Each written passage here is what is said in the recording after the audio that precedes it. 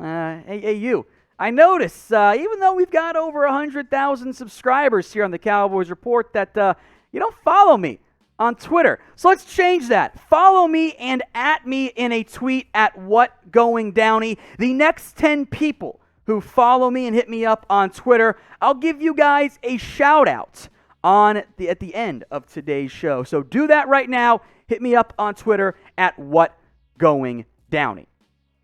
From Nate Rosario, if we trade Chase Young for D-Law replacement and Zeke for Barkley, if I win the lottery 8 times, what am I going to do? I mean, what? No, this is not feasible, Nate. This is like you would have a tough time pulling this deal off in Madden. So I would love Chase Young. I would love a healthy Saquon Barkley, but I would love Jalen Ramsey.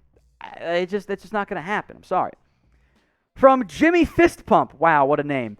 If our cornerback draft picks are a bust, what happened with them? If they end up busting, which again, I don't want them to.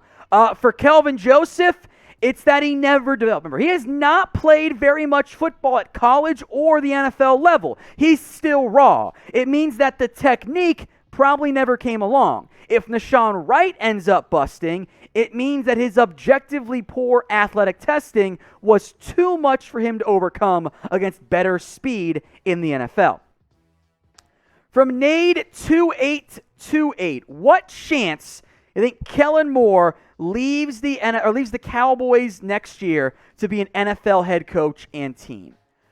So Kellen Moore is going to be a very hot commodity, I think, this cycle in the NFL. We kind of saw that last year when he got interviewed by the Eagles.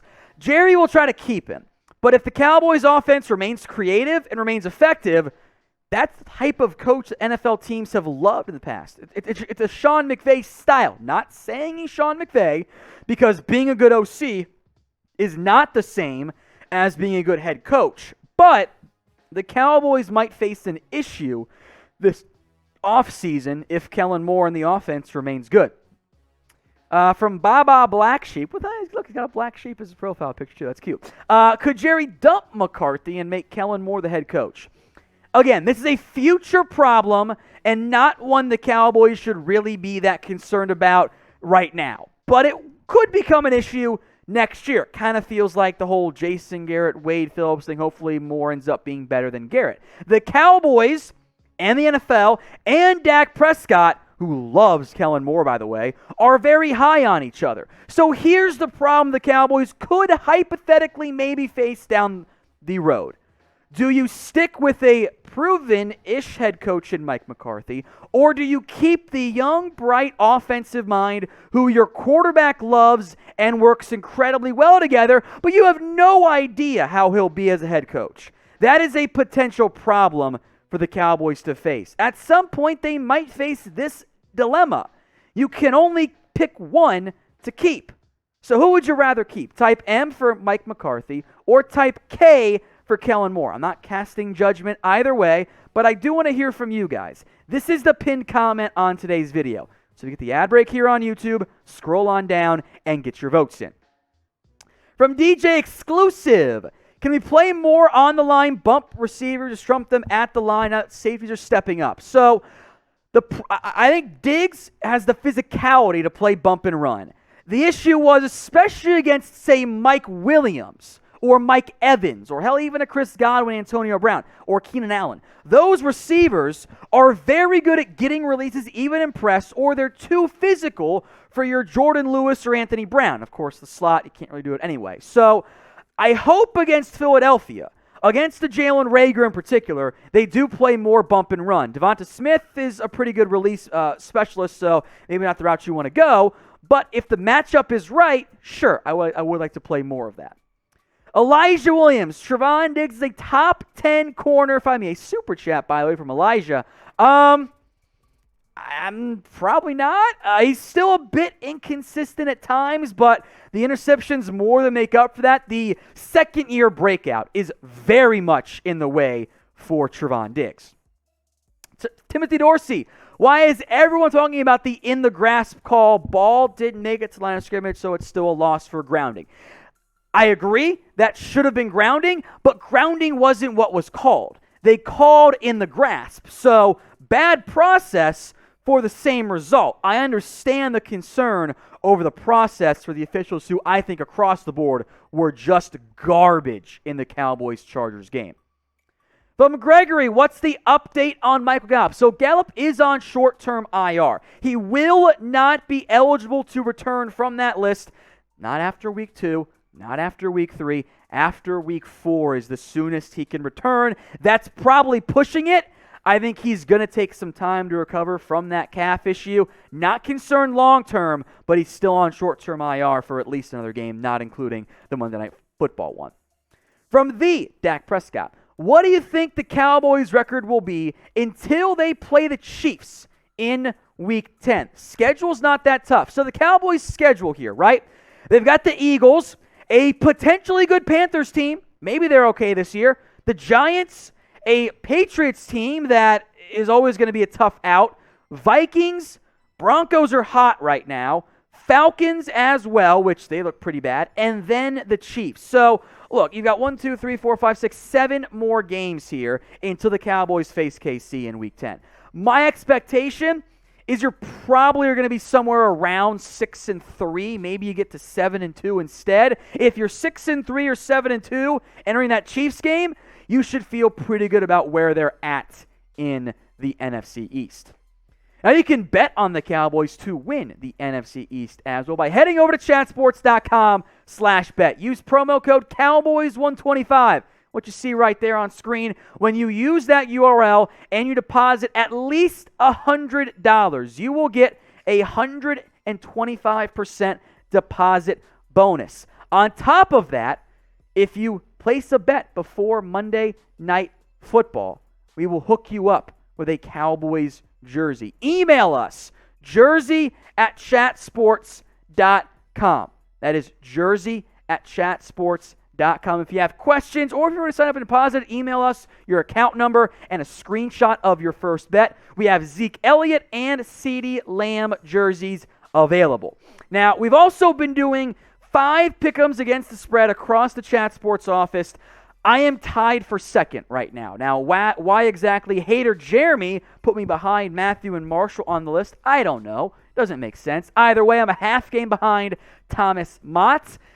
And we got producer Jeremy. He's 5-5. Not bad. If you're going 500 against the spread, it means you're doing okay, but you want to be a game above 500 to make some money, right?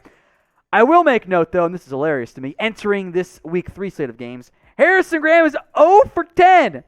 He's 0 for. Going 0 for 1 week, okay. Going 0 for 10 across the first 2 games, getting every single one wrong, is pretty crazy from that point. From Kyle Gustin, why not trade for Henderson? That's C.J. Henderson. He still wants out. Well, I don't know if it was a Henderson who ever wanted out. And Henderson, by the way, did suffer a groin injury week 2. We'll see what his availability is for week 3 and beyond. It was the weird report of the Jags were open to moving it on from him, whatever. The issue with Henderson is if you trade for him, you're saying, yeah, we're done with Kelvin Joseph and we're basically done with Deshaun Wright. Because Henderson is going to be your other outside corner short-term, long-term. So if the cost is cheap, sure, I'm in. Here's the problem. If the cost is cheap, do you actually want him? Because that means the Jags are already out on him after like a season and like 3 games. That's a bit of a red flag. So I'm down to call because corner is a concern for me still, but I wonder if that was maybe more of a threat to Henderson who dealt with some, personal stuff in the preseason more than we're actually going to trade him right now. Elijah Williams, what are people to look out for in free agency and the draft? I mean, that's really far away. Who knows who will be there in free agency? I'll mention one player on offense and defense. If Tyler Biadasz does not get better, watch out for Tyler Linderbaum, the center out of Iowa. Dude's a monster. And on defense, I doubt you'll be drafting that early, but Kyle Hamilton from Notre Dame, with 3 of your top safeties being free agents, that dude is a star in the making. Probably too early to get him, but I'll mention him too. Vincent Miner, LVE, Smith, and Parsons on the field at the same time worked better than I thought. What do you think? I agree. Look, they really did play Parsons as a true edge. Now, with that came fewer snaps for Parsons because they rotated the edge rushers pretty frequently because it takes a lot more energy more than anything. So, My expectation is you will still see Parsons get some run at off-ball linebacker, but I agree. I thought LVE in a smaller sample size played great. Jalen Smith, he was worthy of swiping in week 2. Rex Morgan, will the Cowboys shadow Jalen? I assume you mean Jalen. If you mean Rager, the receiver, no, he's not worthy of that. If you mean spy Jalen Hurts, we mentioned that in our preview with Jane Slater. I think that is a possibility, but it probably won't be an every down thing. Maybe you use a safety to spy Jalen Hurts, because that worked great the last time the Cowboys faced up against the Eagles. From Double J2288, the Zeke Pollard combo reminds me somewhat of what Dallas tried to do with Marion Barber and Felix Jones, but Zeke and Pollard is more successful. It's a fair comparison.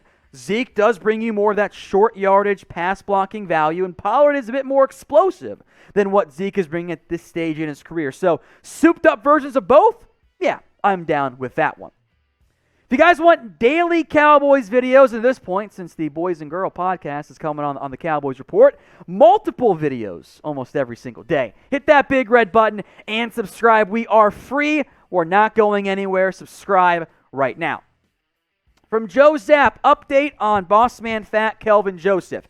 He is not eligible to return from IR until after the Eagles game. Now, hopefully, he will be back in a short time frame after that, but he's still not eligible to come off, so we will check back again in next week. This time next week, we'll have a better feel for where he's at. From Jimmy Fistpump, is KZ's injury a concern for the Cowboys? No, KZ was banged up entering week 2, but he played. So because of that, I don't think there's any concern as it relates to DeMonte Casey. Donovan Wilson was the one who missed week 2, but the Cowboys, as weird as this sounds, actually have some good safety depth this year. From Kev, Hot Boy Johnson. First off, the Hot Boys are canceled because they became the Soft Boys. Tell me why Dallas shouldn't offer the farm for Quinnen Williams. We're back with Quinnen, right? First off, I love Quinnen Williams. I think he is a very talented, promising 3 technique. The exact type of player this Cowboys defense could use. Ignore the stats of only 4 tackles. The Jets are bad. He hasn't had that many prime pass rush chances. He's still affecting the quarterback at a 13% pressure rate. I think he's got more pressures than every Cowboys defensive lineman not named Osa Odigizua combined. That's how impactful he's been. The problem is, even though Quinnen would fill a big-time need, is this. Jets front office doesn't like the Cowboys. There is some bad blood from how that Jamal Williams situation went down. Or Jamal Adams. Thank you, Jamal Adams. Thank you, producer Jeremy. Beyond that, the Jets are rebuilding, yes, but I think Quinnen Williams is actually a key piece of that future. Now, if they don't work out a contract, this time next year or whenever he's eligible, then maybe that could end up being a case. But right now, I would say simply don't get your hopes up. From the Lunatic, 2 comments. Go Cowboys and Eagle poop emoji, poop emoji. That's Eagles are bad there, producer Jeremy. All right, from Vicente, what's the timeline return for Joseph, Gallimore, and DeMarcus Lawrence? Greetings from Spain. I love it, Vicente. Thank you. Joseph, eligible, as I mentioned, after week 3. Neville Gallimore is also eligible there, but probably more mid to early October is going to be his timeline for a return. DeMarcus Lawrence, probably going to be more early to mid-November. Maybe you get lucky back end of October, but I'd say November is the more likely timeline. Hopefully, Joseph end of September, Gallimore early October, and early November, but we'll see. Injuries are always a wait-and-see approach for those players. From Yerdme, where is Deshaun Wright? On the bench. The fact that he's not playing makes me wonder if he has not fared great in practice, because I think Dan Quinn wanted him really badly, and yet he's not out there playing. So I understand that they want to play, that you guys want to see Deshaun Wright. I am a little bit more inclined to trust this defensive coaching staff more than I am to trust last year's coaching staff, because they've at least shown better success so far on the field. But, hey, I wouldn't mind seeing Deshaun Wright out there a little bit. All right, so now I want you guys to predict the Cowboys' record this season. Get your votes in for me in the comments section. What do you think the Cowboys' record will end up being? Is it going to be 10? Is it going to be 11 wins? Get your votes in for me right now in the comments section. Duncan Hallman, Parsons should be a linebacker 70%, defensive end 30. I think you want to adjust that figure based on the matchups, etc., but I don't disagree. It might be asking a bit too much from just an energy expenditure standpoint. If you can make Parsons a base package linebacker and then on certain third downs let him blitz, I think that's a really good use of his talents, one we mentioned before as more of an off-ball linebacker blitzer, but now you can still work in some of that previously discussed edge rusher stuff as well. For my burner account, most and least impressive rookies, not named Micah. Okay, so most impressive, I mean, you've had two actually play games for you, Osa Odigizua and Quinton Bohanna. Of those two, I'll go ahead and take Osa. The breakout has not happened. It'll probably take some time, but I have seen some flashes so far out of Osa Odigizua. Least impressive, I mean, it's got to be Kelvin Joseph, right? Second round pick, hasn't been active yet. It's not his fault, but he's been hurt, and that kind of sucks.